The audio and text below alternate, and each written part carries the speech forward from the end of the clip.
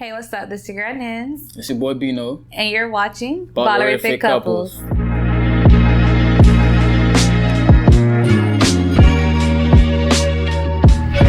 Hello all, my name is Niz. I'm from Miami. I'm a mother of 1.5 because I have a bonus son with him. I'm a travel consultant, and on my days off, I do YouTube videos with my family. Yeah, I'm Bino, and I'm from Miami originally. I have 2 kids, one with Ninz and one with someone else. Basically, I'm a bail bondsman. I've been doing bail bonds for what? About like 8, not 8, like 10 years now. Mm-hmm. I enjoy it. I also do YouTube on the side. Me and Ninz. This is basically like a family thing. Yeah. And that's about it. Well, we've known each other for 10 years, but officially 7 years and married for 1. Well, we have a full video on that on our channel, but we'll just sum it up. So I was a photographer in the past, and Bino was taking Father's Day pictures with his son, and we happened to meet at my job, but we didn't really speak. And then that night I had to do a Walmart run, and he happened to be at Walmart, so we met each other twice in the same day. So it was like destined by God. So Yeah. And after that, the rest is history. Well, we had a lot of epic fails in the beginning. So we tried to go to the movies, but we missed it. We missed the movie show. And then we tried to go out to eat, and we couldn't go no more. Couldn't go nowhere, exactly. So what was the first date like? I think we tried to do movies again. Yeah. And then it became a movie after like many failed attempts. So Let's follow with the time. yeah. Our time wasn't matching up. So Yeah. we just had to, That was keep like rescheduling. Yeah, and our work schedule was kind of like off, so we were kind of like trying to make time for each other with our busy lifestyle. Especially I had a full-time job. At that point in time, I was working at an ambulance company as an EMT, and I was going to school full-time. I just had a new baby, I had to deal with, so I had to balance all my time as far as I had to see, I had to make more time to see if I could fit her in and get to know her better. Yeah, and I was in school as well, and I was working at a call center, the night shift, so we had to like try to catch up during lunches and breaks and just try to make time for one another. But yeah, we had a lot of epic fails for our dates in the beginning. Well, he was really digging me. Yeah, you digging me too. So he was like trying to pursue me, so he had to make time. Nah. It's just like the first night when I met her at Walmart, we got on the phone, and I don't know, for some reason I feel like we just clicked, and we just was, like we just been vibing ever since. We was inseparable. Yeah. So. She was pretty cool. She was fun to talk to, fun to be with. So, I just wanted to get to know her better. So I was willing to do whatever it takes, like for us, to make time so I could, get to know who she really is.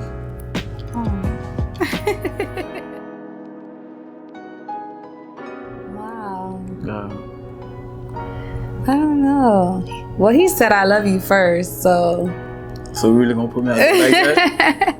He was like, I love you. I was like, really? I was like, wow, I think I love you but too. But you could feel it though. Yeah. It was like, she was my go-to person. Whenever like I had issues, whenever I need somebody to talk to, I could always come talk to her, and she'll give me a straightforward answer. And it's like, I just felt so good when I was around her. You know what I mean? Like whenever I was going through something, I was stressing, and I used to come by and visit her, and I forgot whatever I was stressing about. She just made everything better, and she was always there, like encouraging me to do better, pushing me through school and everything. And she was like my best friend. Well, I knew he was the one because he was so understanding. He was patient.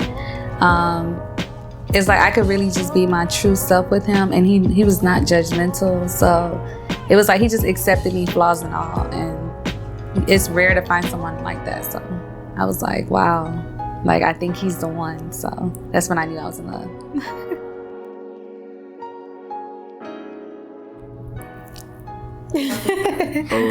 I'll go first. What I like about her, she's very honest. She's straightforward. She's outspoken. You know, it's like she's understanding. I love his heart. Like, he's very compassionate and like he's very genuine. He's loyal. Like, it's just, he's just so real. If he's rocking with you, he's rocking with you. If he's not, he's not gonna sugarcoat it or anything like that. And he always like, he listens. So if you tell him like, yo, I don't like this, or this is how I like things done, he will actually act on it. And it's rare. Like, he was just one of a kind. Like, I'd never met someone like him. So I was just like, wow. I was just in awe of him. So I just like I love that about him.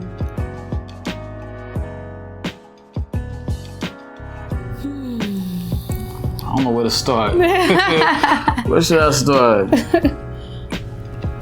Where should I start? Well, he always say, oh, you have to compromise. You have to compromise. But my whole thing is like, you can't go on with life, you know what I mean, with the mindset that it's all about you. You know what I mean? It's like, I find myself doing a lot of things that I don't want to do, but I do because it makes her happy. Which is a lot. Yeah. Because I don't like compromising. Like, our channel, he didn't want to do the YouTube channel. He was like, no, I don't want to do that. Oh, I don't want to be out in public like that. And I was like, come on, please. Exactly. And then I was always low key or whatever. Yeah. I wanted to be behind the scenes, you know, and just. He doesn't like to be an out there person. Yeah, so she talked me into it. I was like, all right, whatever, you know. Especially the kids also was in on it, and I was like, all right. So I gave in, you know. Yeah. And I feel like I compromised a lot as well, because I used to be real selfish, and now I have to be like more selfless and take him into consideration into my like decisions. So I used to just be an up and go person, and now I'm like, okay, I really have to consult with him first, and I have to ask him his opinion. I have to like take his feelings into consideration.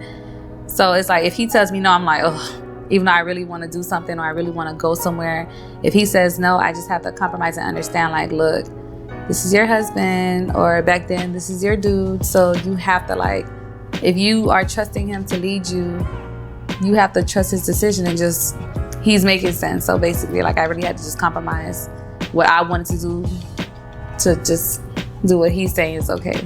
And it always worked out in the end, so. My whole plan was, you know, when I was getting to know Ninz, that's why I took my time. Because I already had a child, but not by Ninz, I already had a child already. So I just wanted to make sure that the next woman that I'm with, she's gonna be the one. Because I'm bringing that woman into my son's life also. So this is like a 2-for-1, you know? So like, it worked out pretty good, because she knew my son since my son was like 1 month old. And all he knew was her. Mm-hmm. You know what I mean? So it was not so difficult for him to adapt to her. And she took him in like, you know, like if he was her own. Yeah, and I feel like my family just genuinely loved him. Like, he's an easy to love person, and his family loved me as well. So it was easy to mesh the two. And when it comes to blending of the family, he doesn't make me feel like I'm above his son, and he doesn't make his son feel like he's above me. Everything is about respect. So it's not like he raises his son to say, oh, you need to respect her because that's my girl. He's like, no, you need to respect her because she's an adult. And I have like a understanding, like, okay, this is his child. I'm not going to disrespect him. So he just keeps it level. And a lot of people fail in that area when they're trying to blend in families, because they're like, oh, this is my child. My child is above everything. But then you make the other person feel less than. And then you can't put the other person before your child. So it's, when you keep it level grounded, it's easier for both ends to just respect each other and for the blend to just mesh well. So I think he did awesome in that area. And it's crazy. Like, if you met my older son and you watched their bond together, if I didn't tell you that she wasn't his biological mom, you would have never noticed. You never would have known that she wasn't his biological mom. Yeah. Because I have people all the time coming to me like, wow, like, I didn't know that, you know, you had two different kids. Kids' mothers. I'm sorry. I didn't know you had two different kids' mothers. or whatever. So I just had to explain to him. She's like, wow, like their bond is like, you know, you can't even tell. Yeah, we have like a cool bond. So. Yeah. So before, when she was my girlfriend, I could just get up and go. You know, I could just make decisions I wanted. You know what I mean? So it's like, when she became the wife, it's like, you know, like I couldn't do those things anymore. You know what I mean? Whenever I'm stepping out, I gotta learn, hey babe, you know, I'm stepping over here real quick. Or whenever like I try to make decisions for us, make a big, large purchase, I gotta come talk to her about it, you know, this and that, or whatever. It's like, you know, like before it was just like whatever. I did what I pleased when I wanted to, but now it's like I understand, like, hey, you know, it's no longer me, you know, it's us. So I gotta put it, like, I probably gotta have it in on whatever I decided to do for all the decisions and everything. Same here. When it comes to spending or going on trips, I can't just go on every girl trip. I have to save some trips for him because that's my husband. That's the person I'm going to spend the rest of my life with. So we have to build memories together. But before boyfriend, girlfriend, I was like, oh, girls trip? Okay. Girls trip? Okay. But now, and then when a child came in the picture, now I'm like, oh, okay, who's going to watch the child and all this stuff? So that's another thing that actually came to effect as husband and wife. Now we're all in one home. So it's not like I could send him to his house or he sends the child to my house. It's like, okay, we're both stuck. Both parents stay in the same house. Who's going to watch the child? If we wanted to go out, it was easier when we were living separately because we had like parents at home with us. But now that it's just us in the home and we don't have a living nanny, it's like, we have to like make that a decision about that as well. And it was like before, whenever me and Ninz, we get into, you know, different disagreements, we get in arguments, you know what I'm saying? It's easy for me to be like, you know what, I don't gotta take this, I'm going home. But now it's like, I can't go anywhere, you know what I mean? So basically, I'm like stuck. You gotta come home. You know what I mean? And you can't go to sleep mad because I'm right here and I'm like this, like, excuse me, we need to talk. Yeah, you know, escaping it. You know? I think something that could deter someone from wanting to get married is expectation. So they picture marriage like a prison. Like, oh my God, I'm stuck with this person forever. This is the only person I'm going to be with for the rest of my life. Oh, I have to do what this person said. I can't go nowhere anymore. I can't hang with my friends. And it's like, no, the person loved you for you. Once you get married, why does the fun stop? Why are you trying to change the person now that you just put a ring on it and you signed a paper? It's like, no, of course you're going to, be more aware and take your spouse into consideration into your decisions. But it doesn't mean your life stops just because you got married. You just have an addition now. So I feel like that's like a stigma or something that could make someone be like, oh, I don't want to get married because I don't want to feel like I'm locked down. And it's like, no, actually, when you get married, it's a blessing. Like, God has put a blessing on it because I feel like after we got married, everything just started happening for us. We started getting blessings left or right. People started pouring into us. Like, we were getting like a lot of opportunities. A lot of doors started opening that were like shutting in our face while we were in our dating stages. So why do you think people don't get married or something that'll keep people from getting married? They're afraid to get locked down. You know, it's like, to them, they probably feel like, they signed a lifetime contract, you know, they glued in and, you know what I mean, people are afraid of that, but really it's like, it's not really that hard, you know what I mean? Me, I just live by that code, happy wife, happy life, you know what I mean? And it works out better for me, you know what I mean? Because I don't like the whole nagging and, you know, all in my head, but, you know what I mean? Just whatever she wants, hey, you know what I mean, I'm for it. I just want that peace of mind. I'm good. Like, stop doing things for the gram. Yeah. You know what I mean? Everyone is always trying to do something for social media. You know what I mean? It's like, basically, like, focus on yourself. You know what I mean? Don't worry about what the next person's doing. Yeah, stop comparing. I mean? Exactly. It's like, back in the days, our parents didn't have no social media. None of that. You know what I mean? People were more family-oriented. People more focused on each other. It's like, there's nobody sliding your DMs. Yeah, it's like, I go on a date with you, and now you on your phone, I'm on my phone. You know what I mean? But not knowing that, think about it, we on a date together. Yeah. You know what I mean? It's like your attention is all on that phone, all on social network, and you know what I mean? People just basically trying to compete with everybody else. Stop trying to compete with people, man. Worry about yourself, because you get more far ahead when you just stop worrying about everybody else and focus on yourself. I would say enter the relationship whole. Don't look for anyone to complete you. During our dating stage, I was broken, he was broken, and we really had to, like, in order for us to fully become one, I had to find myself. So I had to work on myself, meaning like start fixing your credit. If you have a degree you're pursuing, finish school. If you are in search of that void that's missing in your life, go to church, find God. All that plays a role, like, into your fullness. And once you feel like, you know, you're there, like, whole, like, you don't need a man to complete you. You just want him. You don't need him. That's when you'll have a successful relationship, because you're whole, he's whole now. We have time to build with each other instead of you being broken, I'm being broken. I'm worried about what you're doing, like, oh, what you got going on, like checking phones. All that is unnecessary. If you are one with yourself and he's one with himself, it won't be two broken people dating each other. I started going to church, started fasting and praying, and I was just asking God to heal me. I mean, he was always in the picture, but we were kind of like separated but together. So it was like I was doing my own thing, working on myself internally. He was doing the same. We started going to church together, praying, fasting. We got saved.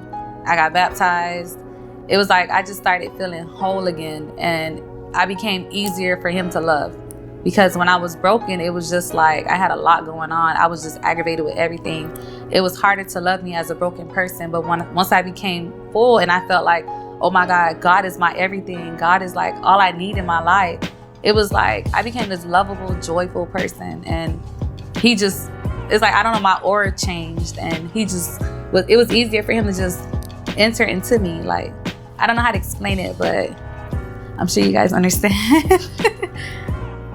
It took some time, but you know what I mean, as far as with Ninz being so loyal and so honest, it's like she made it a lot much easier. You know what I mean? I was able to be myself. I ain't have to pretend to be somebody that I'm not. You know, and I taught you the serenity prayer. Yeah, so she accepted me for who I am. So, you know what I mean? It made it a lot much easier. So she helped me get past, you know, through a lot of things, like what I was going through in the past.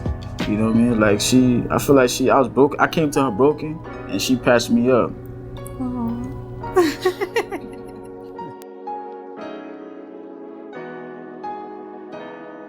We have a lot of ups and downs in our marriage, but it's not like big arguments.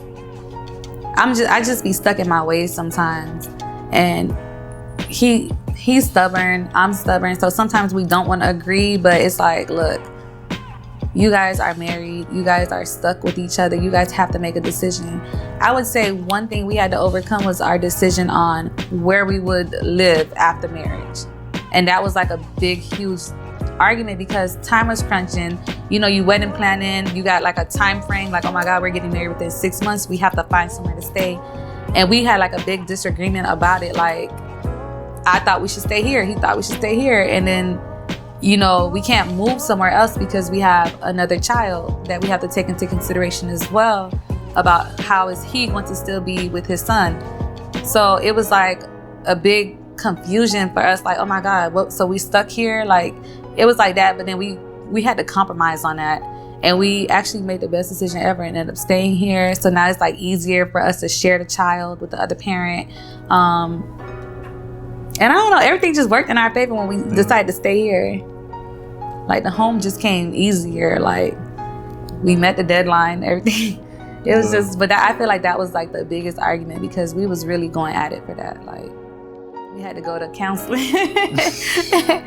Oh yeah, I think before marriage, what is it called? Premarital counseling is very important with a spiritual advisor that you trust.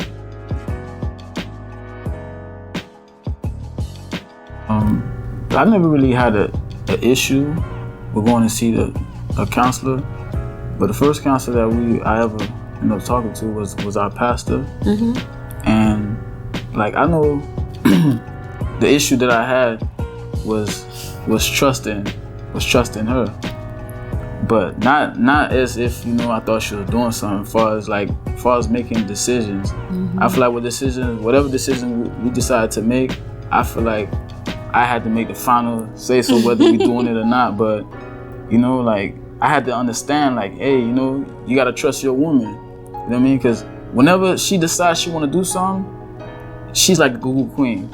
So she done all her research, all everything. You know what I mean? I'm not the type of guy that sit around and Google stuff all day, but she'll do it. And it's like she already, you know what I mean? Like I said, she already did all the research and everything, and she just brings it to me. So I gotta trust, you know what I mean, her decision and go along with it. Yeah. So when we decided to start counseling, that was one of the issues that we had to attack, and our pastor helped us with that.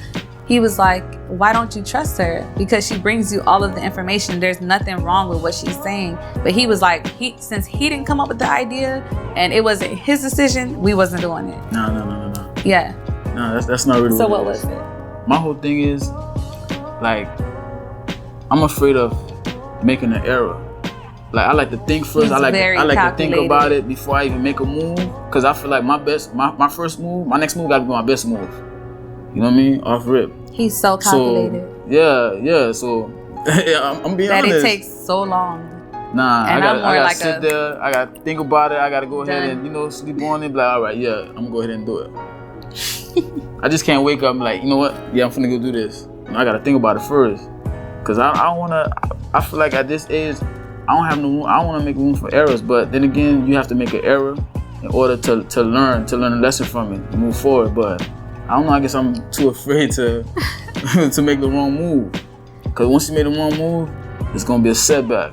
Yeah. But then again, they say, you know what I mean? Every setback makes you ready for the next comeback. Yeah, major comeback. I think counseling is very important. I recommend that for everyone who has problems, because in your relationship, when you're boyfriend, girlfriend, it's different than when you husband and wife. Like, you can just date anybody and be like, oh, he's attractive, or oh, she's attractive. Oh, I have a good time with this person. But can he lead? Can he, like, do you trust him to lead you in the future, in your whole life, like your whole decisions and everything? Or can you trust her? The whole relationship, the whole marriage dynamic is trust. You got to trust God. You got to trust your husband. You got to trust your wife. Because y'all have a foundation that y'all are creating. Y'all have little ones that y'all have to lead as well. So with counseling, you have the pastor who's going to be like underneath God, who's like helping you as a mediator to tell you like exactly like, okay, what's the issue? Okay, boom, here's a biblical standpoint on what's going on. And he was like showing us word for word, like everything he was going through. And I feel like he really helped us with our communication, because I used to ask for stuff and I used to be like, okay, so when are we doing this? And he used to tell me soon. And I used to be like, what is soon? Like, I need a date. And he was like, soon. But to me, soon is like next week or tomorrow. Soon for him could have been like next month, next year. So that was a major issue that we had to tackle as well. And I feel like through counseling, and you have to be vulnerable in that moment as well. I don't know, money moves. Yeah, basically, me and her, we're trying to see as far as we're trying to build up our channel. You know, a YouTube channel called Damon Squad. You know, it's me, my wife, and my kids, and you know what I mean, something that it became like a hobby for us, because it's kind of feel with me saying this now, because at first I wasn't for it. So now it's like, you know, it gives us time to, like, you know, we use that time that we use the opportunity to bond with each other. You know, as far as the kids love it, this and that. So, you know, we're just working on trying to build that YouTube channel up. I think like a lot more traveling. We started traveling more, exposing the kids to other things and different. I feel like what's in store for us is something major.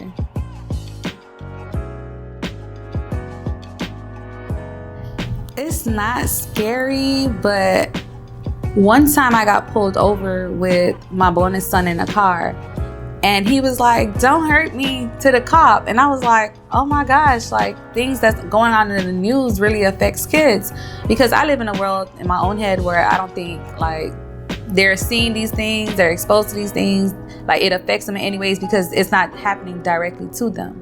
And when he said that, I was like, and the cop was like, oh no. And the cop just let us go. And I was like, that probably was like an aha moment for the cop, just like it was for me. Like, wow, these kids are really impacted by what's going on in the world.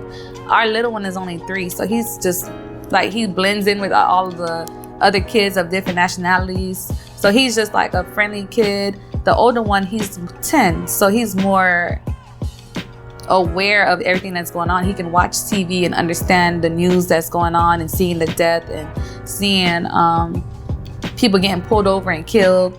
You see good cops, you see bad cops, and we have cops in our families as well. So I don't know. It's kind of scary, but then again, it's like, okay, you have to still teach your kids. Always be respectful. I don't know. I just feel like everything is the respect factor and just know your rights.